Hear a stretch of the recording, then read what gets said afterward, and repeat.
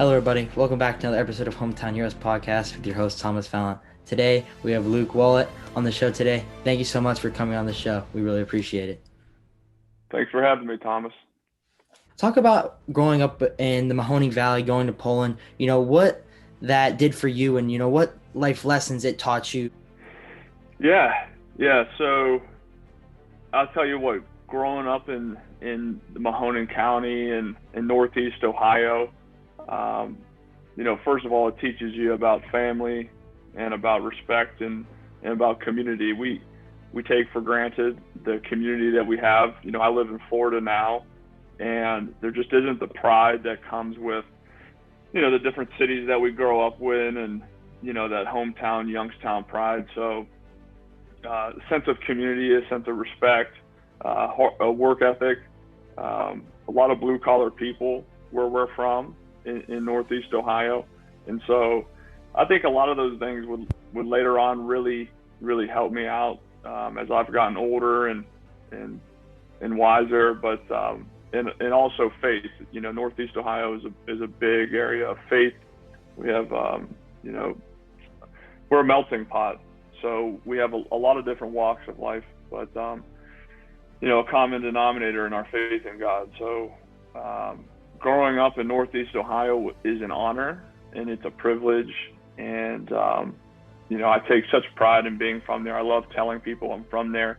A lot of people who are from the Midwest are like, "Oh, you're from Youngstown area." It's always like the same a little bit of level of respect, which is cool. A lot of good people have come before us. So obviously in sports, Northeast Ohio is notorious for good football, and so obviously a big part of my life was sports growing up. For sure. And in your article, Not a Saint, America's Game, which will be in our link. If you haven't seen it, I read it. It's a great article that any athlete, anyone can read, and it's truly inspiring. You mentioned having the pride of your hometown, and you just talked a little bit about, what your hometown means to you. Playing football at Kent State, what was that like to play for your state in Ohio and, playing from high school into college? Talk about that a little bit. Yeah. It literally meant everything to me. And it was kind of like a double-edged sword in my life. It was such a blessing that I had the opportunity to represent myself and my family and my community. But I also took it to an extreme level where, after things didn't work out for me, there became, and this is all from self-pressure. There became guilt and became shame. It felt like I let down the community. And again, that wasn't directly from the community that put that on me. It was more from myself. So to me, it was a double-edged sword, having that hometown pride. For sure. You talk about, putting that pressure on yourself. Just talking to some of my teammates too. Recently, we made the state championship in football this past year, and we came up short, and a lot of people, took it to heart.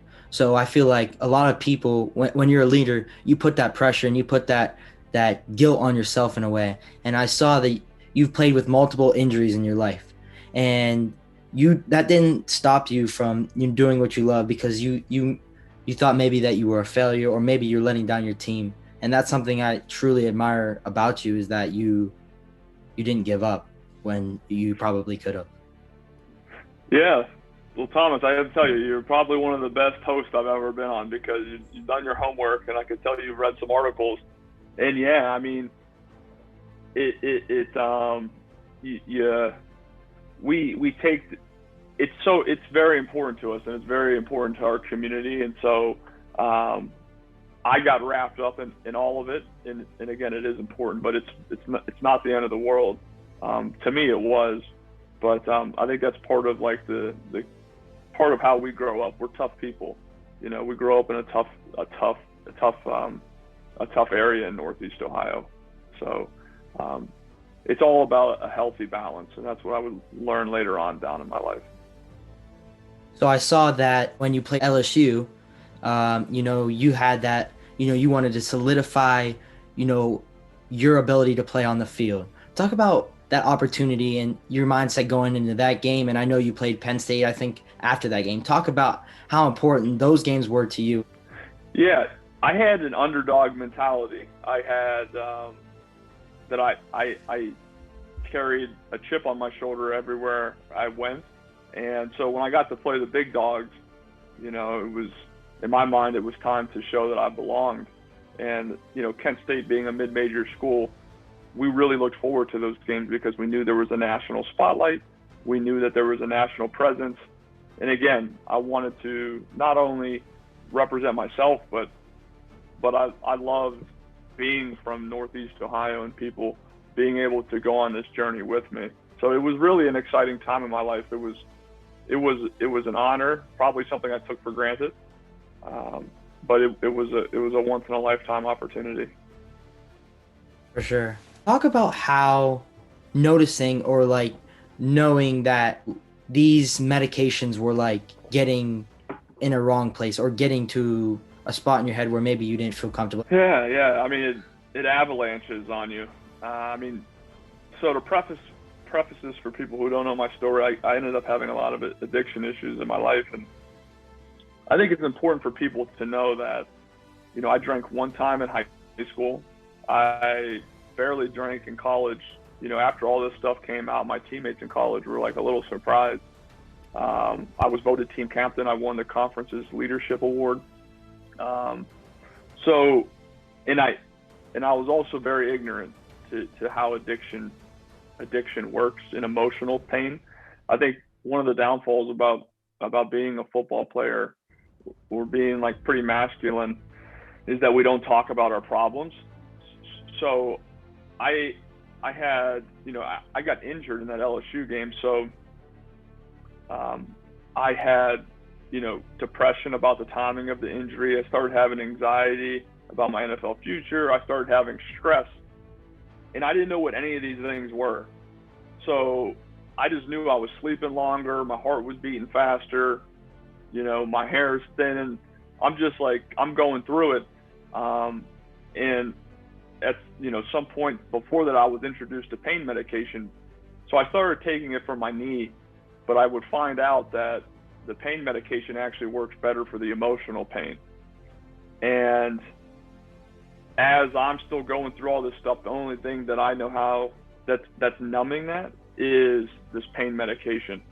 And so it's just like anything in life, people don't just jump to being a heroin addict or an alcoholic, a full-blown alcoholic. It starts with very innocent decisions toppled with some emotional trauma. And then in addiction, we talk about a progression. So, the following week after the LSU game, I took 2 Percocets and played the game, had 15 tackles. And then, the following week, it was Monday to get through the week of practice, and I took them before the game. Then it became Monday, Wednesday, Friday. Then Monday, Tuesday, Wednesday, Thursday, Friday, Saturday. Then it became to wake up to go to sleep to see my girlfriend. And so it's not like I just walked to the top of the mountain to heroin. It was just these slow little baby steps of really, at first, innocent decisions. I think decisions a lot of people make, young people, stupid young people make. But nonetheless, if you're not in the right emotional state of mind, these things can really just grab a hold of you. And by the time the progression for me, my senior night, a night that I was supposed to honor and respect my hardworking parents for being able to grow up in a great community, and they made sacrifices they made. That was the first night I tried heroin because my drug dealer told me he didn't have any pain pills left. And I was so emotionally beat up that I felt like I needed something just to be enough at that point. So at that point, Pandora's box opened, and I was pretty much fully blown in addiction with pain pills and heroin by the end of my senior year. And it really happened fast. This wasn't even a consideration a year or two before. And again, I have no idea what depression, anxiety, stress even looks like because I had a really good life growing up. So what was that like moment where you said or realized, or was there someone that helped you see like, okay, this has to stop or this has to have to try to get better? What was that for you? Yeah, I mean, it was a few years of pain and misery, and I had this mentality as like a man and as a tough football player. You know, you actually you referenced it earlier. They wrote an article on me in college that it was like, you know, I never missed a game, I never missed a practice. I played through all these injuries. You know, they called me tough as nails, and it was like a badge of honor. So with my addiction issues, I unfortunately took it the same way. I was like, you know, I got myself into this problem. I have to get myself out. But the problem was my only way out for me was to end my life. And that's where these things took me. I had too much pride to ask for help.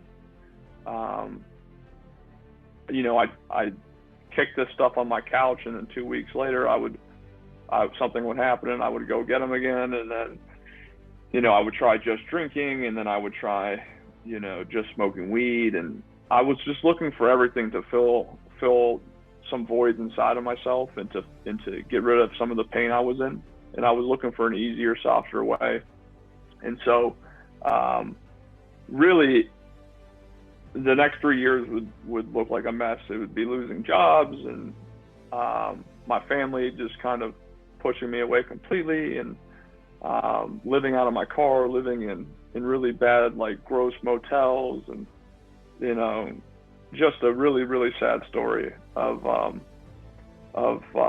where this stuff takes us. And so I was at the end of my road, probably was prepared to end my life in the next week or two. And that's when my father drove down from Youngstown to Cincinnati, where I was living.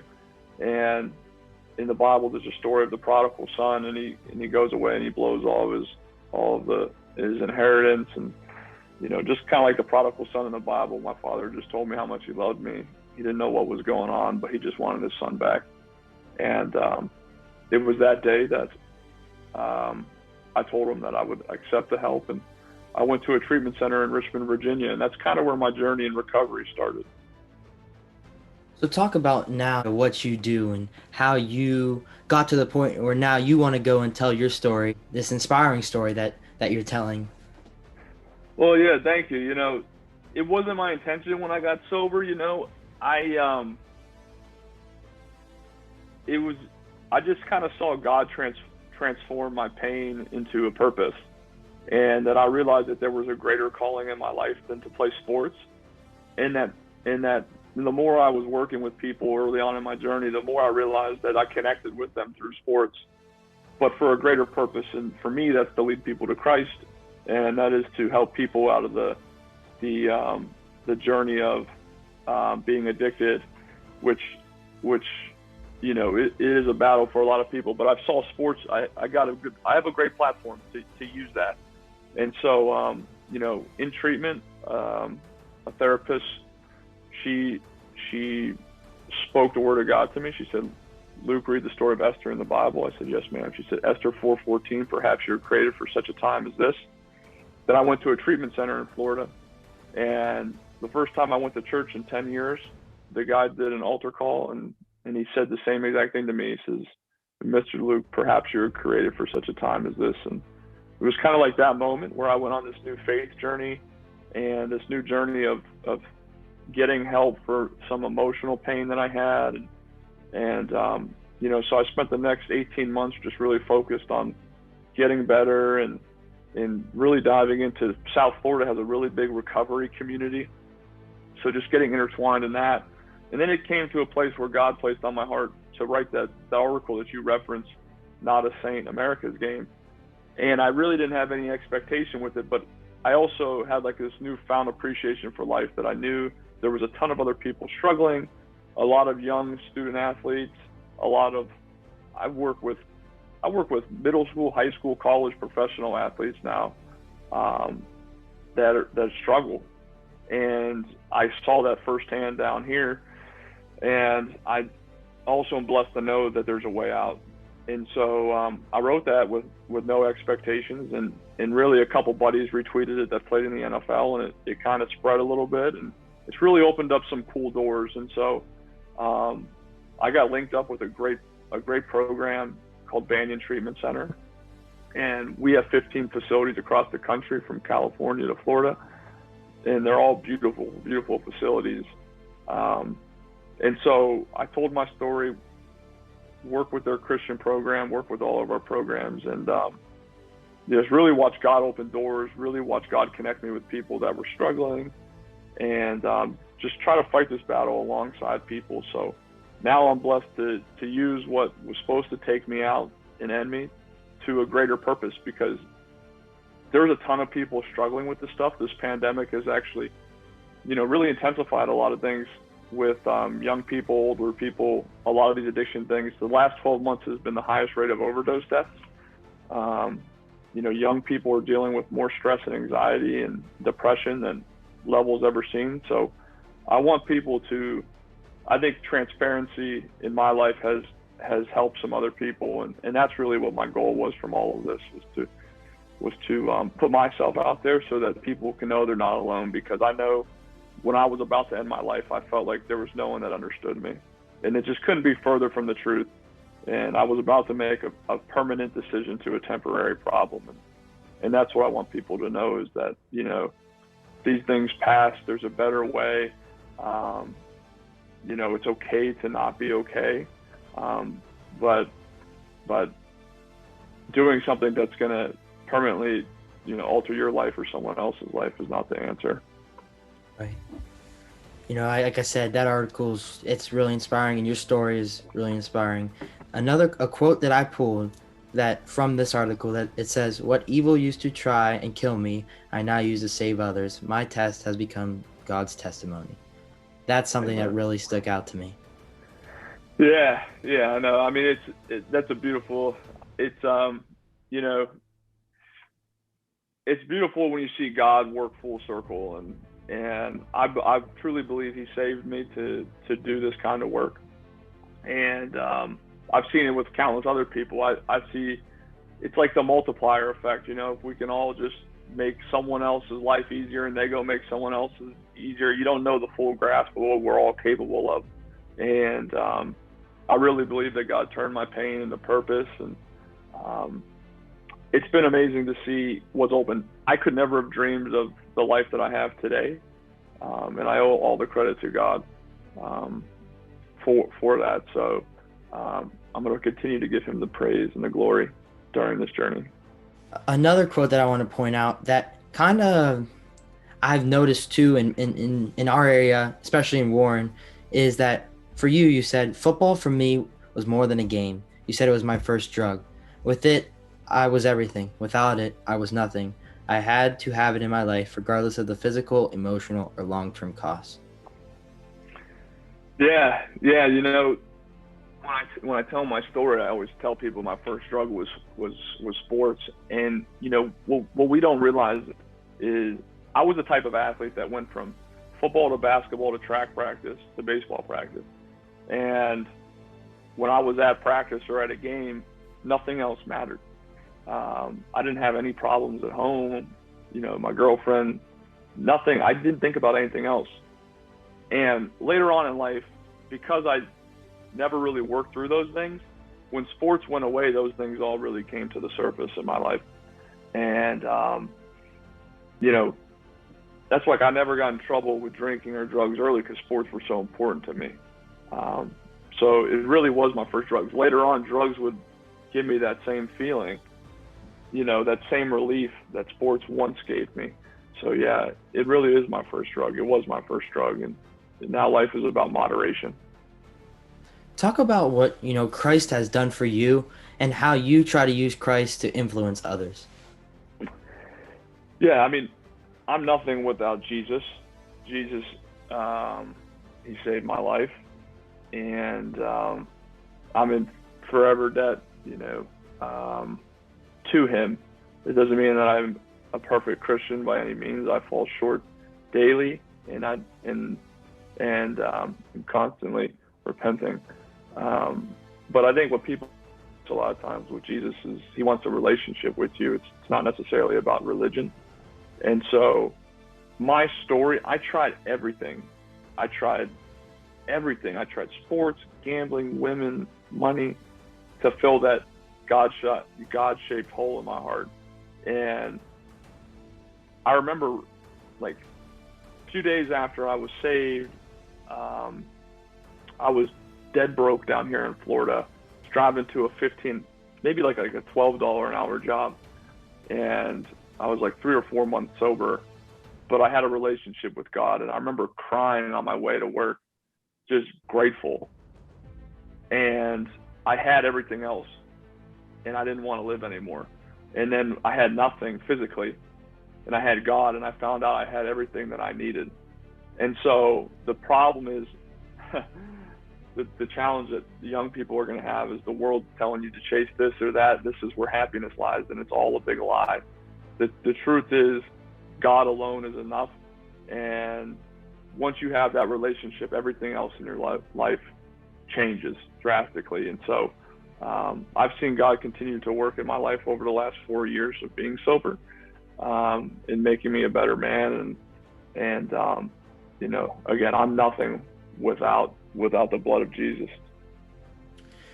Talk about what advice would you give to student athletes, maybe could be in a situation like yours? Yeah. I would say enjoy them. It's a great sense of community. I would say get to know yourself. I think one of the biggest things for young athletes is to make sure that you're in a community of good friends. One quote I love is they said, "Show me your 5 best friends, and I'll show you who you are."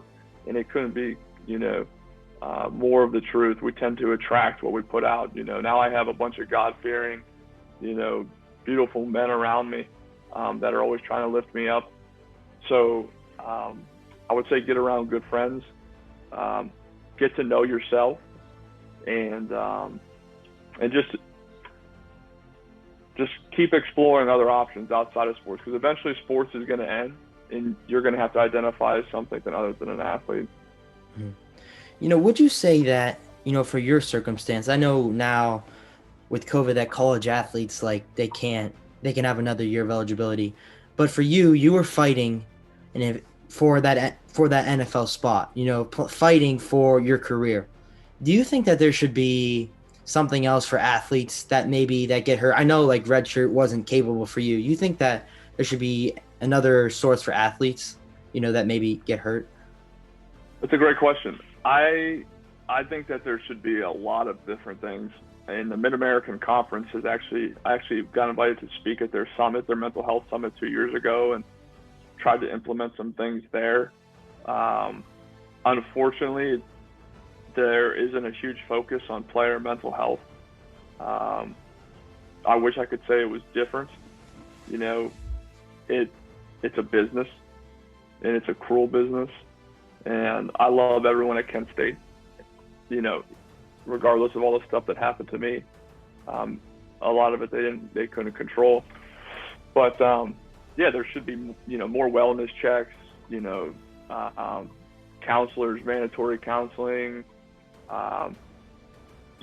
We treat physical pain with physical therapy, but we don't do anything for mental pain or emotional pain. And that's always been my big thing, is making that mandatory for student athletes. But I think the NCAA should do a lot of things different, but unfortunately I'm not in the position yet to make that change. At this program that you do, what do you guys do there? What do you specialize in? That's a great question. So it depends on the program. So we have 15 programs around the country, and we see people all through the different treatment phases. So we do what's called detoxification, which is kind of self-explanatory, where we take people physically off of the drugs. Then they step into a residential program in a what's called a partial hospitalization program, which is where like you get one-on-one therapy, you get groups, different therapeutic groups, you get different outside activities. The reason I started at Banyan 3 years ago, one of our first programs, before we were 15 programs, we were 4 programs, and that's when I started. One of our programs is a Christian program, so it's a Christ-centered, biblically based program. Our patients actually get baptized in the ocean if they choose to at the end of the program. Christian counselors, It's one of the only ones in the country, which is great to represent. So those tend to be like after the detox, which is a couple of weeks. That tends to be like 30 to 45 days, and then we do what's called intensive outpatient. So that's where like you live at our housing, you come do clinical, which is like groups in one-on-one therapy for 3 hours a day, and then you kind of get back into normal living. And we've seen the best success with people that complete all levels of care.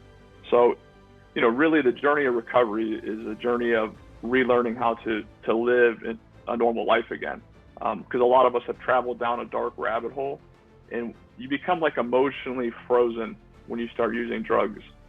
And so like I might have got sober at the age of 25, but I was really probably emotionally like an 18-year-old. So really just teaching people how to handle life on life's terms. And so, yeah, our programs, we got them in Florida, California, Massachusetts, Texas, Illinois, Pennsylvania. So we're all over the place. Wow, that's great that you guys have expanded too, and your mission is something that's really good. Ever a time that you like thought about doing it again? How hard is it to fight those thoughts off of not being able to take this or that? How hard is that? Yeah, it's a whole new life. I don't drink. I know some people always ask me like, do you drink still? And I'm complete abstinence. So yeah, I mean, life is super hard. It's super hard for me. It's super hard for everybody. And some people it's harder for than others. And everything tells us to reach for this or this cures that. So I don't know if I could have handled it without God, because like that's my medicine. Like I have to take things to God. I have to keep things in perspective. And I always say like an eternal perspective on situations. It can be difficult, but I can tell you it's a lot easier than what my life was like. And, when I was in addiction, and people in addiction, we lose impulse control. So like we have a thought, we can't read to the end of the story about what happens. But like now that I'm in this place in my recovery, if I get a thought now, I'm like, if I choose to drink or to pick up a drug, I'm probably going to be homeless in 2 years or dead, especially with all the fake stuff. I just had a good friend that just died in Warren, 4 or 5 months ago. Good friend of an overdose from a pain pill. So I can see that the ending, and I don't want any part of it. So really, God is the shield of my life, and because I've gotten to this place, I have a decision today if I want to drink or to drug, and I didn't have that decision before. Before it was like thought in my head, pick it up. Today it's like thought in my head, take it to God. What's going to happen? And I'm able to relieve that. I'm sorry for your loss too. Thank you. A thing that you said that got to me is how men are supposed to, this stigma that we're supposed to be strong and our problems are our problems and we're not supposed to share them. We're just supposed to, kind of bury them deep down inside. And I think that's especially true for athletes too. Yeah. Part of my journey in recovery has been relearning what a man looks like. Before it was like what you just described, or it was like this respect by force. And now it's not. Now it's being okay with crying, being open-minded, not being stubborn, recognizing my feelings, listening to my body. I'm dealing with it now. See it right now. I got a swollen knee, and I'm just like, I want to go play sports still, and I want to go running because I'm very active still. But today it's listening to my body. Something's wrong, and handling things a completely different way. So before it was just like run through a wall, ask questions later. Now it's a little bit more methodical, a little bit more thought out, and relearning, like I said, what it is to be a man. Mm-hmm. So last kind of question I have is, what do you got going on right now, with COVID? How has things stopped? I know you talked a little bit about how, depression and numbers like that are rising with COVID and, not being able to socialize and go out and do that. Let's talk about, what you got going on right now. Yeah, yeah. So it's been crazy for all of us, and you know, what it's done is I was traveling to Ohio once a month to do speaking events and to do all this stuff, and obviously those all got canceled the last 12 months. But it's really allowed me to work one on one with these families a lot more and to focus on individuals more than more than groups. So I've really just taken this time to work directly with families and to see them through our treatment program and go meet with our patients that are at our Florida facilities. And so it's really helped focus me down. I've taken great advantage of this time in my life to really be intentional about how I'm using my time. And so I was just going, going, going before. And now I've really taken a step back and spent more time directly one on one with the people that are struggling, which I've really enjoyed. Hmm. Well, like I said, your article, Not a Saint, America's Game, there is some really good stuff in that. And I hope everyone goes and checks that out. Thank you so much for, coming on. Your story is really inspiring, I think, because we are battling, a crisis right now, not only COVID, but, the opioid crisis. And I think that what you're doing is truly inspiring. And because it's for someone to, play the sport and be, a type of person that you are, and athletes, like I said, it's inspiring because, people don't see that a lot. People don't know, sometimes what's going on. And to see that someone like like you, who was playing the top of their game, playing really good football, can have those problems, and sometimes people don't know about them. And That's right. to learn about your story, it's been really good, and what you've been doing, it's been something I've been looking at, and very happy for you. Well, thank you, Thomas. I'll tell you, it's a first class podcast, and I'm glad I was able to come on. And I did see your team go to the state championship. I'm always rooting for the local teams doing well. So, very proud of you guys. Hopefully, you guys will be back next year. But you have a bright future in front of you. 16 years old, killing it on the podcast. So, Thank you. thanks for having me, my friend. I hope things opening back up, all your programs and your different locations and stuff keep going, and keeping that Christ message going and inspiring people like you are today. Yes. Thank you, my brother. Thank you. Hope everything goes well. Hope all your family is well. All right, buddy. Best of luck.